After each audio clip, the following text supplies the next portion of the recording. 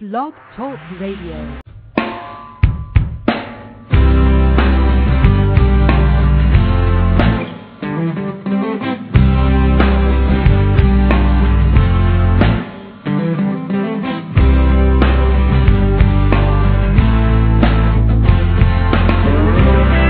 Welcome to the Breakthrough Muse radio show. I'm your host, Allyson Spellman. Each week, I will be interviewing experts in the self-improvement industry. My goal is to inspire and motivate you to achieve your personal greatness. So get ready to break through to a happier and healthier you. Dr. Wayne Dyer said, "When I chased after money, I never had enough. When I got my life on purpose and focused on giving of myself and everything that arrived into my life, then I was prosperous." We're talking about discovering your path to financial freedom on the show today. Do you think prosperity is a choice? Can you attract abundance in your life? Or can you actually push it away from you? My guest today is a master money manifester and an expert in the art of receiving money. She dedicated her life to helping people attract abundance into their lives. One of the ways she does this is through the powerful Art of Receiving Money workshop, which she created and facilitates. Through this workshop, she has helped numerous people let go of the fear and limiting beliefs that hold them back from experiencing an abundant life. Shanda believes anything is possible when you get out of your way and put real tools into action. I want to give a big Breakthrough Muse welcome to Shanda Sumpter.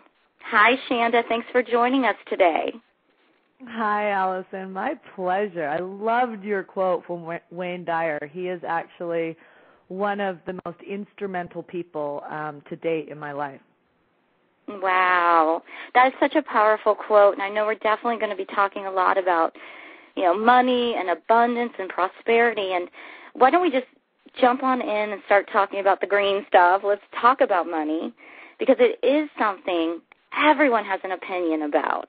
I mean, we've all heard statements like money doesn't grow on trees, or sometimes people say sarcastically when they can't do something, what do you think I am, rich? And it just seems that there's this belief out there that's not easy to make money in our life. So I just want to ask you, what can people's opinions about money, how can that influence their money flow? That's a great place to start, because that is true. I mean, if you think about from the get-go, when you're growing up as a teenager or a little kid, and when you move into adulthood, there's so much focus around money, meaning that money is power, and then you've got the other side of it is, money doesn't grow on trees. So we're constantly feeding ourselves information. We're feeding our brains information, and our brains take it as truth. And so whatever our thoughts, like Wayne Dyer actually says, the thoughts that are running around in your head are your tape. I call it your tape. And you act based on your tapes. So if you've got inputs coming in that are telling you that, you're not enough, or money doesn't grow on trees, or all the different lack conversations out there that are really sneaky, because I meet a lot of people who say, I'm really a positive person and I come from an abundant mentality, but then when you hear them, you notice that there's all this lack consciousness coming into their words and into their communication. So in order to switch that dialogue, you've got to change what you're putting into your brain. You've got to change what you're feeding into your life and your consciousness. And I'm a firm believer in reading books like Wayne Dyer, finding an ethical and authentic teacher to follow under. I surround myself with incredible people in my network, either people that I work with, people who are authors, people who are teachers. And then I also surround my space. And when I say my space, I mean my bedroom, my house, my car, on my cell phone. I've got all these quotes that are inspiring and feeding me the opposite of money doesn't grow on trees. So I do what's called a prosperity plan, and the prosperity plan is all based on the conditioning of spending a short period of time focusing on a statement that expands your limiting beliefs. And as your brain, as your mind starts to actually find itself in a new place, a new expansion that you would not normally think of, because when you're running through your day, you're hitting your box, you're hitting your boundaries all day long, because you're operating within your box, within your limitations. That's why people find themselves in the same relationships over and over and over again until they make a shift in the way that they're thinking. And that's why people end up, making a certain amount of money, and then, maybe they get a bonus at work, and then all of a sudden they start having their money go back out the door. Their car breaks down, or they spend more money than they typically would spend on something new to get it back out of their space. And so when you expand your limiting beliefs, what happens is that you start operating in a different fashion. And when you start operating in a different fashion, it's different, therefore you get different results.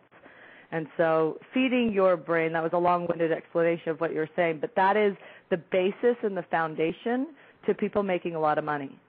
So all these things is really, I think, what you've called establishing a wealth mindset. Yeah, without it, I can teach people strategies and goals all day long.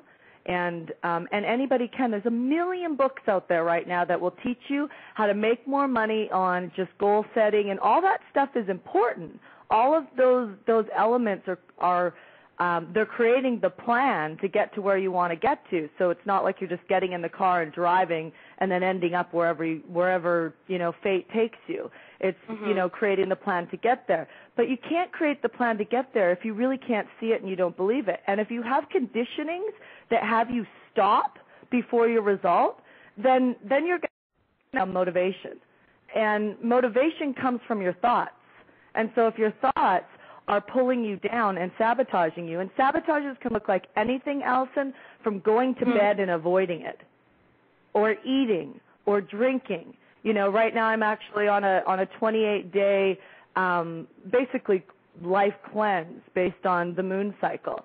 And I'm doing that in the essence of, because what it does is it actually, changes your vibrations and ups your habits. And it's interesting because, as much work as I do on myself and as much as I get to receive based on how much I give out in the world, there's still those moments when things are going really great. Then what you try and do is you try to bring your vibration down through going and having a glass of wine or going and eating a chocolate bar. And what you're doing is you're taking your vibration that's pulling up based on expanding your limiting beliefs. You're taking your vibration up, and you're not comfortable. You'd think it's not even logical when you think about it, but you're really not comfortable up in that area of moving out of your comfort zone into the next section of your life, into your next vision, your next dream. And so what you do is you start to find ways of bringing your vibration down. And then it comes up and it gets you in the ways that you're not expecting it to get you.